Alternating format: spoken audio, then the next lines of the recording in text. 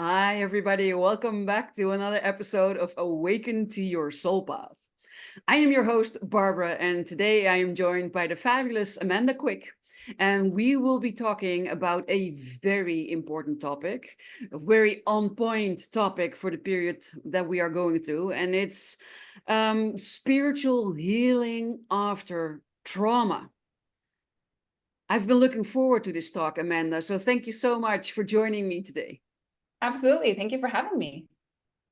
And so we talked a little bit about it before we started recording, that apparently this is a week where I'm talking a lot about trauma, and uh, trauma comes in many different forms. Even if you feel you've had a very happy childhood, there can still be trauma that has led to survival behavior or limiting beliefs that helped you in that situation, that might be stopping you or blocking you in the now, that needs to be healed, right? 100%. I mean, I believe that trauma is really like the roots of all of the challenges that people face, the disease, the homelessness, the poverty, all of these big things in the world all have a root in childhood trauma, essentially. And the way, we were raised with our parents doing the best they could and with the patterns they learned. But all of that doesn't mean, even if they were loving parents, that they didn't inflict some type of trauma on us on some level. Yes. Exactly. And so a lot of people, when they hear the word trauma, they immediately think about abuse. Yes. And of course, that is trauma, no doubt about it. And that has a huge impact. I am personally have experienced this, and I know personally the impact it can have. But I also know that even when your parents are um, they have enough money, they Hmm. are Hmm. very loving, they wanted you and maybe your siblings, and Hmm. they look happy and their life is good, that it doesn't mean that you haven't had any trauma happen to you that can influence you in your everyday life. So maybe let's first explore a bit these different types of traumas. Hmm. Yeah, I think that's a great idea. You know, when you think about from a childhood standpoint, whether or not, there's obviously the big ones, there's the physical abuse, but there's also the mental and emotional abuse, and it Neglect. can seem minor, and yet there's a lot of gaslighting that happens in regular families with, well, that's not how I meant for you to take it, or that's not how I meant for you to feel, and so therefore you shouldn't. And that starts to pull this understanding of, well, my feelings are wrong, or my thoughts are wrong, or the way your parents speak to you becomes your own inner voice. Mhm. And so all of those things get rooted. And then we start to relive those patterns, which does feel like trauma on our systems because we all want to be loved and connected and Yes. cared for, especially as children, right? What I've also seen is your sibling is a Hmm. sickly sibling that Hmm. requires a lot of attention from your parents, because there's often something wrong, and then going in and out of hospitals, lots of doctor visits. So the sibling takes up a lot of love and attention, which is logical because they're sick. And then you sort of get forgotten Hmm. because you're Yeah. such a good girl or such a brave boy or such a good boy, and you don't demand attention, you don't Hmm. break out in your little temper tantrums, you just withdraw in yourself, Yeah. especially as a highly sensitive person, especially Yeah. as an introvert, especially as an empath who also feels all of the emotions that Mhm. are going on from the sibling and their panic, and the parents and their hopes and dreams and pains and struggles and everything. Yeah, yeah, and exactly. And and then there's the hyper vigilance and the hyper independence that also roots in those situations because you're expected to take care of things. You're expected to, and you're praised for it. So of course you like doing that and being there, but then you deepen this, okay, now I can only count on me and I'm going to do everything. And all of those pieces that I know I run with, being hyper independent and proud of that in a lot of ways. And yet that impacts my ability to rely on people and ask for help and everything else. Yes. Or who doesn't know the story of the mom that wants her daughter to be the winner of a beauty pageant, Hmm. and that Hmm. gives the child everything and pushes it, or another type of role where you as a parent really want your child to succeed in a certain role, and Yeah. you make everything happen to make that child succeed. But is it also the child's dream? Right. The hyper control, overprotective, do things this way, and they never learn self-reliance either, right? It's like both ends. Yes. Yeah. Exactly. Exactly. And so there are a lot of these things going on that um, we are not aware of. So I think it's really good that we talk about these things because, especially as a highly sensitive child, as an empathic child, we not only see what our parents do, but we also feel the energies, and especially when there's a discord, when your parents try to be outwardly Hmm. happy Hmm. while you feel the worry and the shame and the struggle on the other side of especially when things are like that are happening, it impacts the highly sensitive or the empathic child even more than 100%. the A other hundred child. percent. I know me personally, my parents never fought in front of us because that was not acceptable, right? You don't do that. But I felt it. And every time there was a big fight, I would wake up in the middle of the night with an earache. And I would have physical symptoms from if my mom was upset when I was a baby and she tried to pick me up, I would literally throw up on her. Like I would have physical reactions to the energy in the room. So it didn't matter what face they put on, I still felt everything. And that actually in some ways contributed to the gaslighting because they would say everything is fine. And my body would be like, no, it's not. Hmm. Yes. And so the trusting of self had to be almost relearned because my system always knew there was more going on than I was allowed to know. And it felt in some ways like I was lied to. And I think that there's pieces in there for the sensitive person that they have to remember how to trust that again.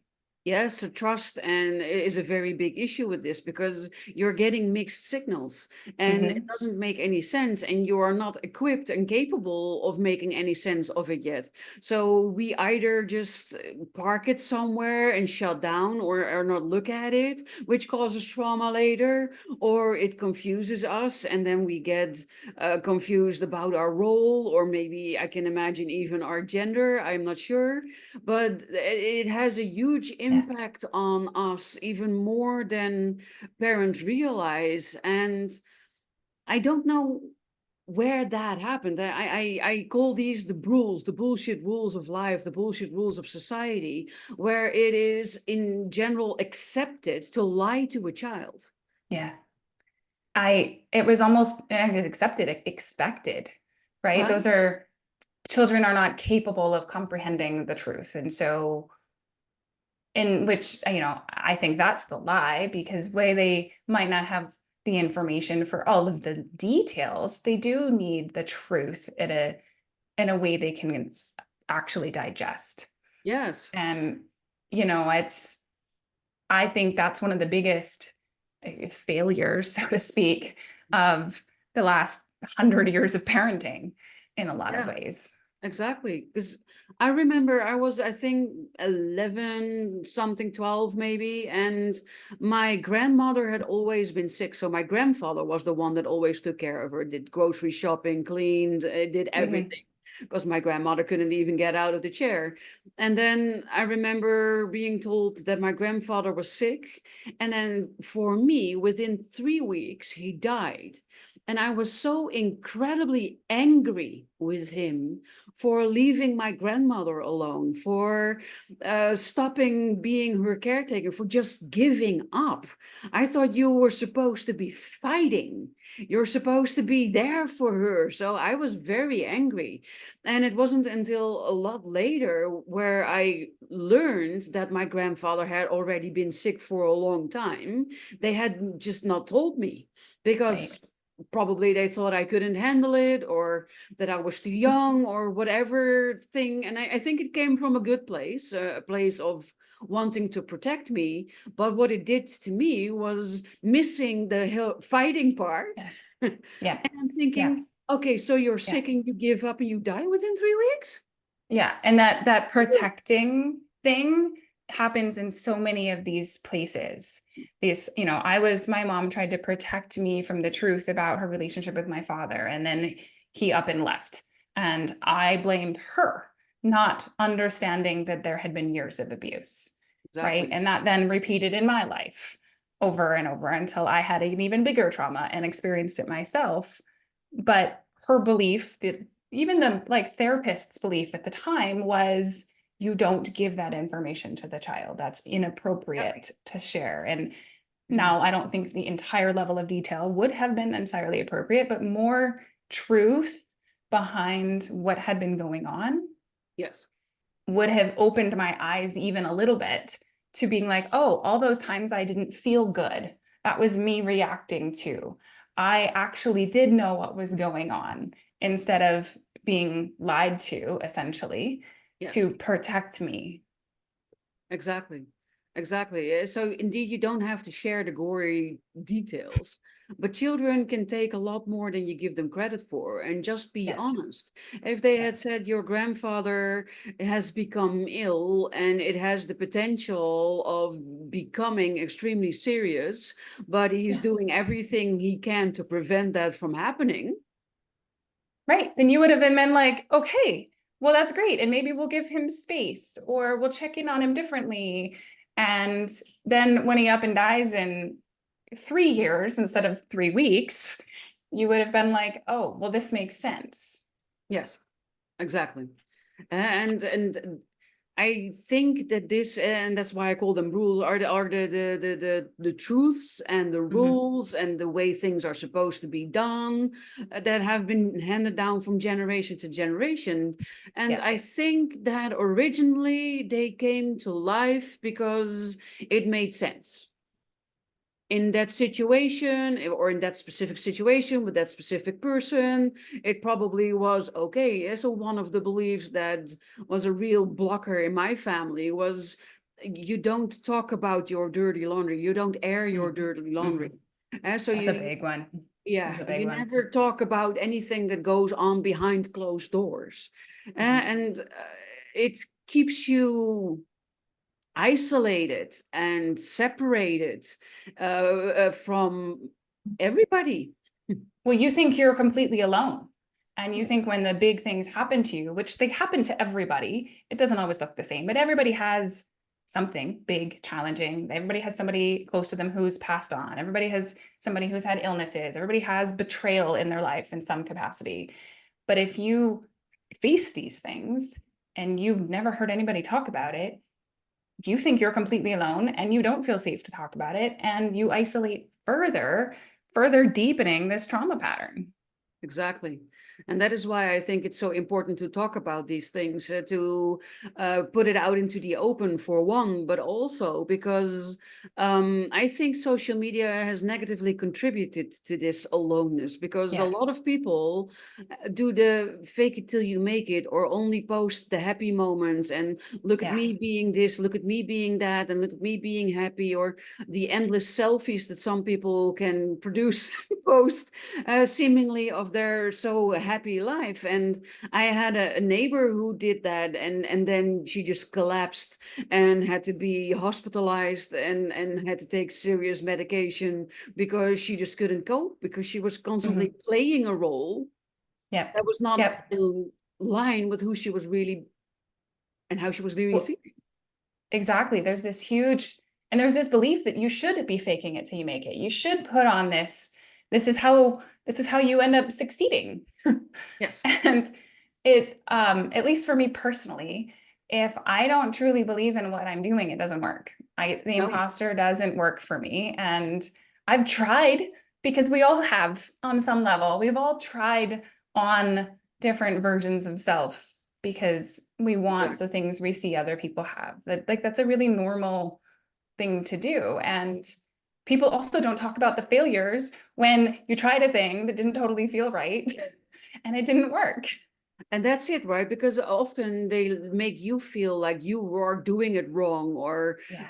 it Yeah. must be you because for me it worked. I'm the problem. Yeah. Yeah, and that further indeed fuels the there's something wrong with me, I'm not Yep. good enough, I am the problem kind of energy. But honestly, I own a Peugeot, and no matter how often I imagine it is a Porsche, it is still a Peugeot when I walk to it. Right?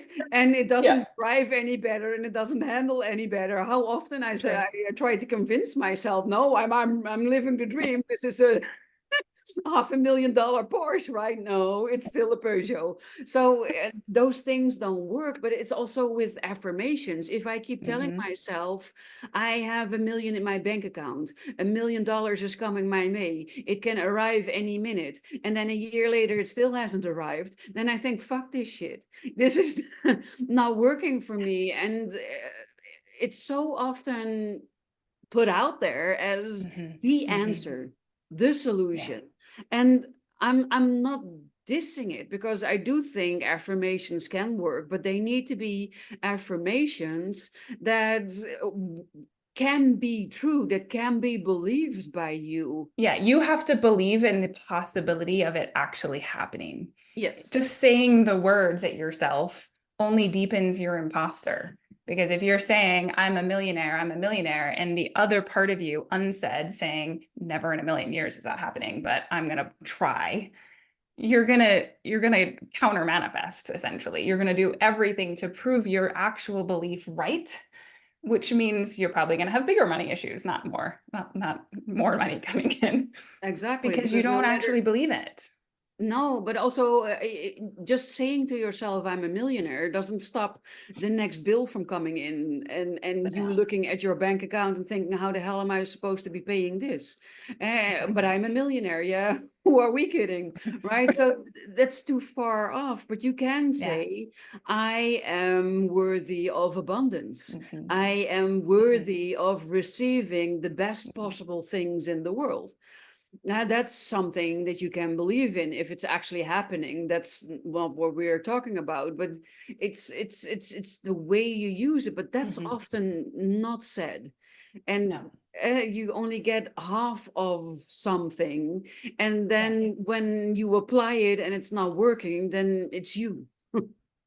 Exactly. Exactly. And if you don't believe in whatever the affirmation is, and if you still are holding on beliefs that you're not even worthy because of all of this evidence that you have in your past, you're still going to counter manifest. And it has to be something you truly believe, that in unconscious aspect of self, not just the conscious desire, but the unconscious part of self, that you say, okay, and I see the evidence where I have been worthy because of these things, and I can believe that this is coming to me, and I really believe this part, this, even if it's the smallest thing. Yes, Then you can start to build onto more evidence and more validation, and then you can, oh, okay, I did succeed at this, now I can add to it. But I agree, we can't just make these jumps, because again, we're going to be like missing the mark, and we're going to continue to feel like we're the ones lying to ourselves instead of our parents lying to ourselves. It ends up having this kind of same mirror going on. exactly. So we need to ask questions. We Yes. need to um, determine for ourselves, is this what I think too? Is this Yes. true for me as well?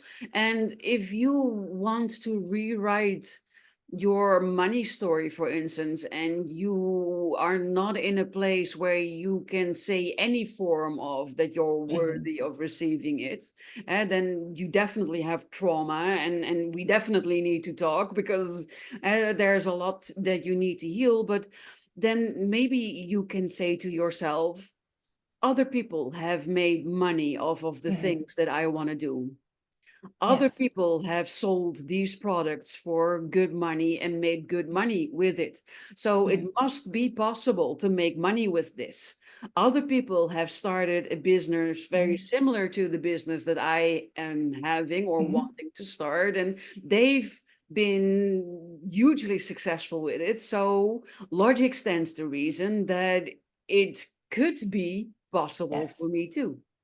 Yes, exactly. And then looking at why you either don't actually want it, or, you know, are there other places that you're still holding on to this? Well, other people get to have it, but I'm not as good, or whatever. And I find that awareness of the story, once we bring consciousness to those unconscious beliefs, we start to go, well, that's a silly thing to think about self. Wait a minute. Why do I believe that? Why is this deeper in me? And we can start to kind of dig in a little bit more and find more information about why we've been blocking ourselves, so to speak, why we've been preventing these things from actually happening. And I mean, it's certainly a process because there's always new ones that appear. Yes. Um, Exactly. yeah, And exactly. that is it, right? Because at first we are unconsciously unaware. Hmm. Hmm. We have learned from the first teachers in our life, our parents, and then we learn from the next teachers, our actual teachers at school, or maybe mentors, or people that we saw as a role model. We learn by mirroring behavior, and that's okay. But there needs to come a time in your life where you start to think for yourself and you start to hold a light up to all of these beliefs and start thinking, well, why is it that way, and is it that way for me? Am I in agreement with this? And you need to start illuminating every corner within yourself and look within yourself to look at, am I liking the person that I am I able to say to myself, I love you, when I look at Hmm. myself in the mirror? And if not, how come? What is preventing you from that? Is it trauma that needs to be healed? Is it a limiting belief that you are unworthy of love that needs to be vanquished? What is it that makes you hide yourself away? What is Hmm. it that makes you Hmm. turn yourself into different versions of yourself just to appease the different people in your life? Yeah, exactly. And usually those things are rooted in those childhood stories, those childhood trauma pieces, the relationship with our parents, usually on some level. Those are the first relationships we have. And Yes. most of the time, all of those masks that we are wearing are because they are how we survived and felt safe in childhood. Yes. And they served their purpose well in childhood, and we created them for us to, get through, to understand, to make it out of it all in mostly one piece. And then unmasking those things, recognizing that those masks no longer are keeping us safe. In fact, they're harming us now. Mhm. And it's time to rewrite those stories and say, okay, they served me and I'm grateful for them, but I don't need this anymore. Exactly. Exactly. And that's when we become aware. That's when Yeah. we become aware that there are certain patterns or certain thoughts or certain behaviors, certain actions, certain results that are not what we would want in life. And then we think, okay, but now what? Right. Exactly. Exactly. And if we realize that we're not happy with our situation, if we're not Yes. happy with our monetary income, with our relationships, with our life, our perceptions of self, any really thing about our current reality, that we have to start to recognize that we have an accountability to self, to start to ask why this is part of my experience and Yes. why my beliefs that I'm holding are creating this situation. And, instead of looking at it as all these things that have happened to me. And so it's not, this is the lot I've been dealt. When we look at it like that, well, there's not a lot anybody can do to help. But if you're ready to look at it into, I've created this reality and I don't like it. Okay, well, then you can create a new one. You just have to figure out what pieces you need to move in order to do that. Exactly. And if you think I created this reality. No, no, no, no, no. I did not create this reality, because if I was the creator of this reality, it wouldn't be this way. Then, first off, I understand this is a I, very I, narrow I, viewpoint. I give you so much love, but that's just not how it works. No, but it takes a while for us to discover what this actually means. So then at least be open to, well, I have the tools to be able to change this reality. And we Exactly. will park the how you created this reality for a while until you're ready to understand what we mean by that. But then at least try to be open to, if I have the right tools, if I have the right insights, if maybe I have the right mentor, I can Exactly. change this reality, because that is definitely true. We've seen that happen to so many people who are now deemed a miracle, or an inspiration, or something like that. There are ample examples throughout history and probably in your day-to-day life that will tell you change is possible.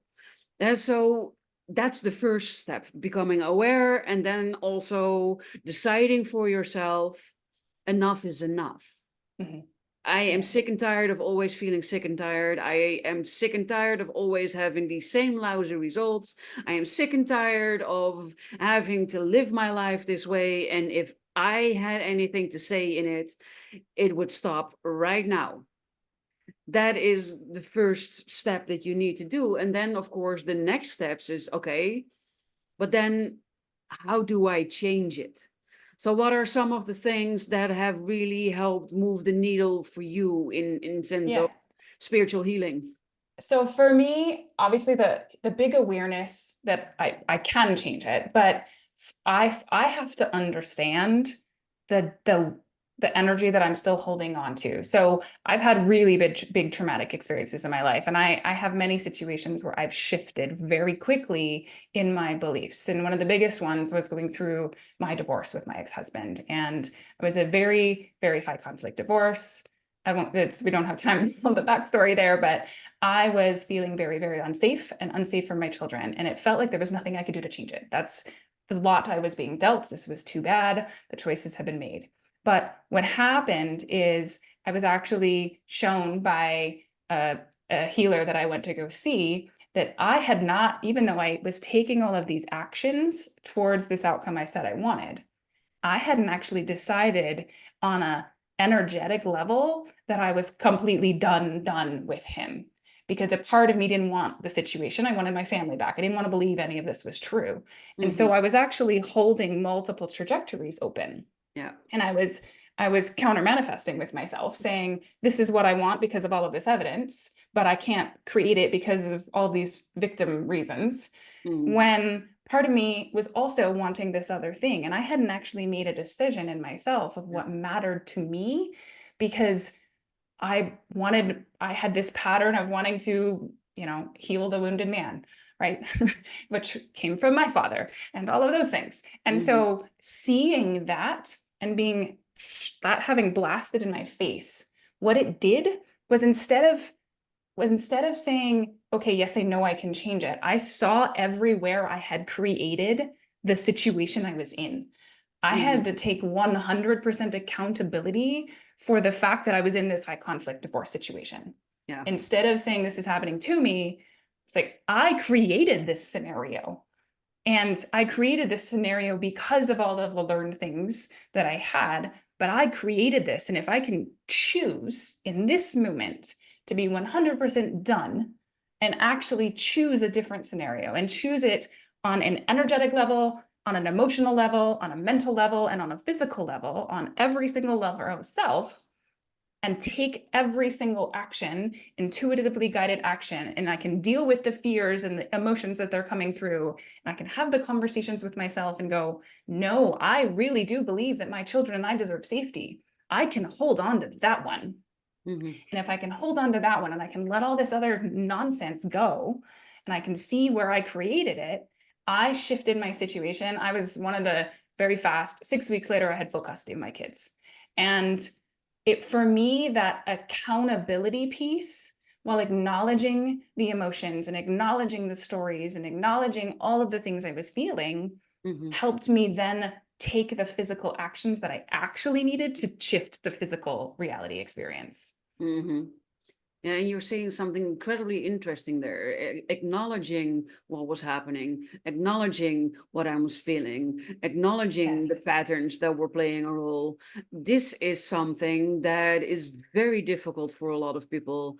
A lot of people run away from these acknowledgments, either they do. physically or with addictions. Yep.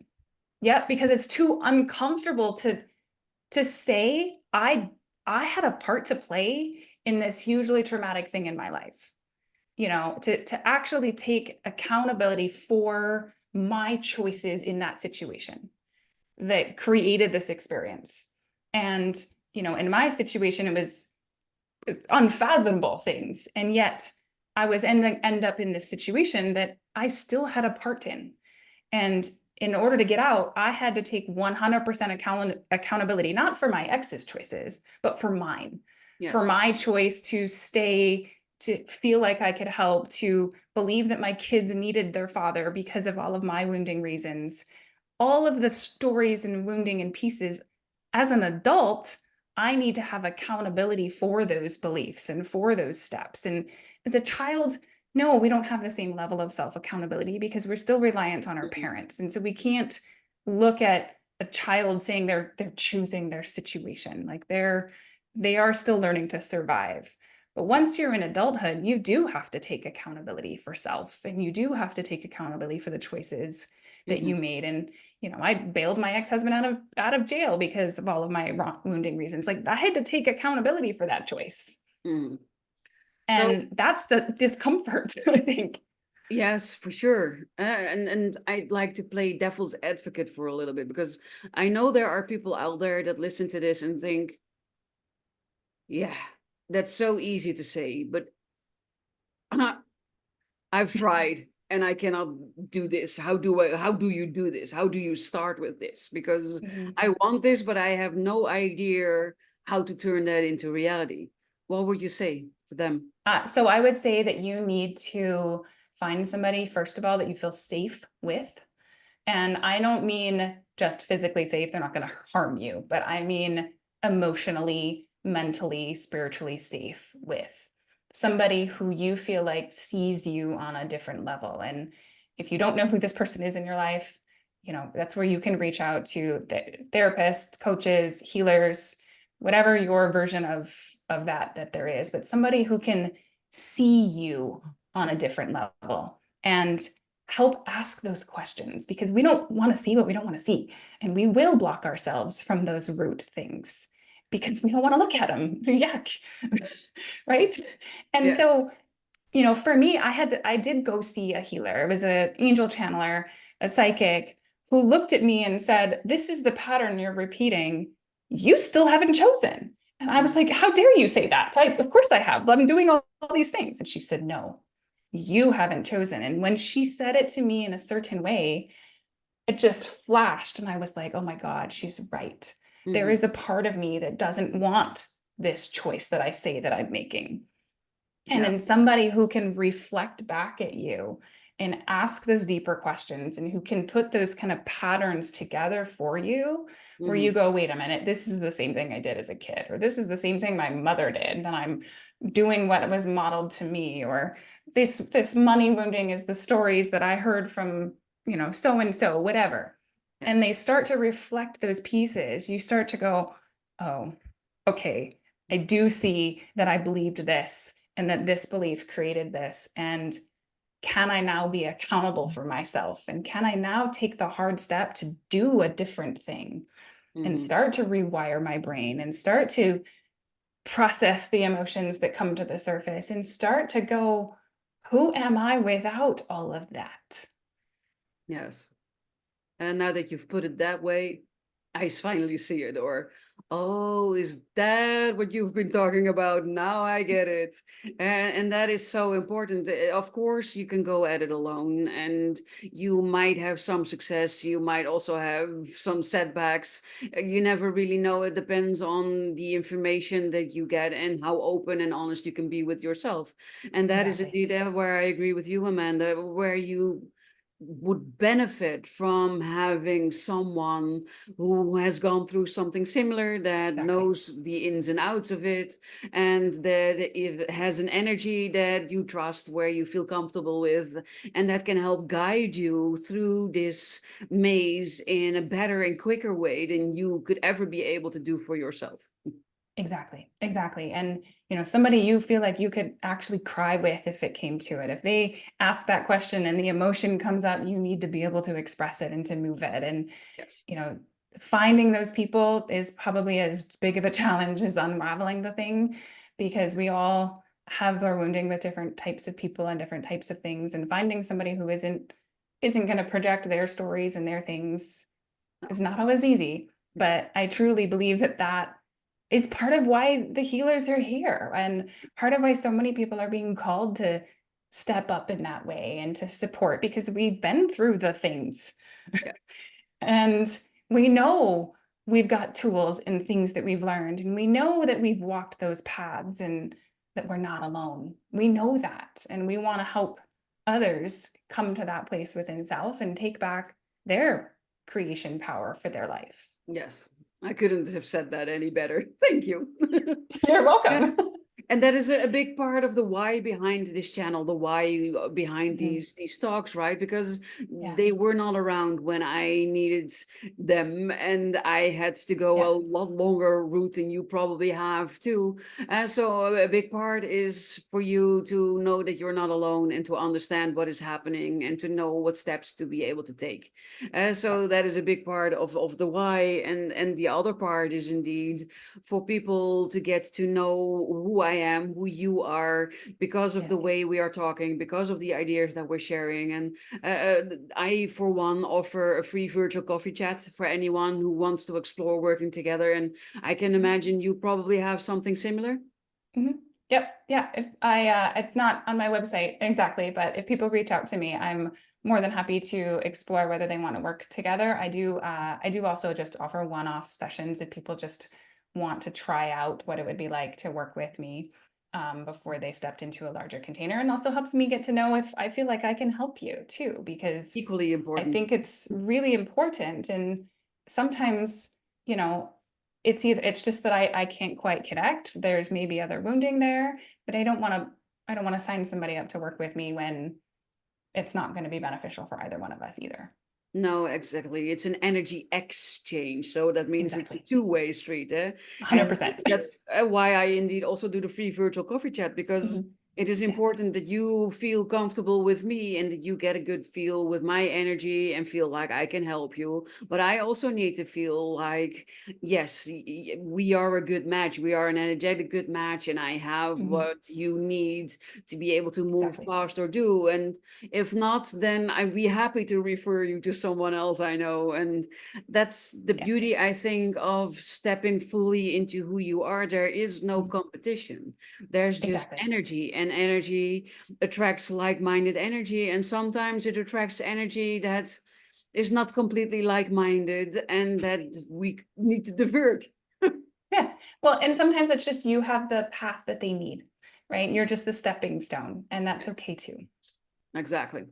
So if someone wanted to reach out to you, Yes. Amanda, where could they find you? Yeah, so my website is amandaquickhealing.com.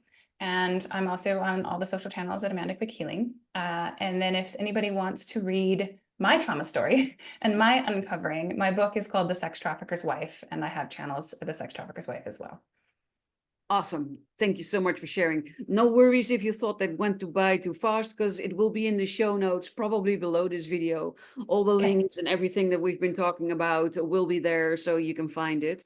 I have been loving our talk so far. I think it's hugely important that people become aware of the wounding patterns that they hold Mhm. in, that they start to heal themselves in order to not only heal the people around them, but also heal part of the world.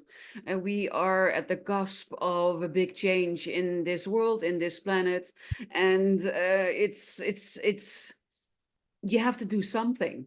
Yeah.